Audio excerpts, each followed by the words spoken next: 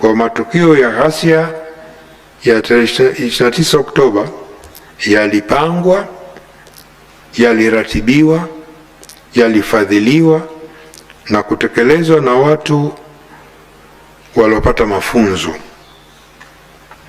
Waratibu walitumia mbinu mbalimbali ikiwemo kuwatumia watu wasio na ufahamu wa kina na vijana waliokata tamaa, huku wakihakikisha kwa vitendo vya ghasia vinafanyika kwa wakati mmoja, kufika maeneo tofauti ili kuwachanganya na kutawanya jeshi la polisi.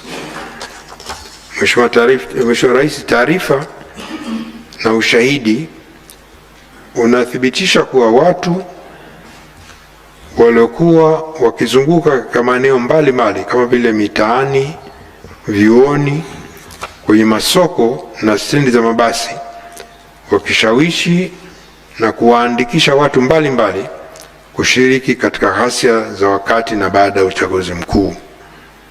Mfano, watoto wanaoishi katika mazingira magumu, waendesha pikipiki na wajasiriamali wadogo walieleza kuwa walipewa fedha kati ya shilingi 10,000 hadi shilingi 50,000. Ni waliahidiwa ajira na maisha bora.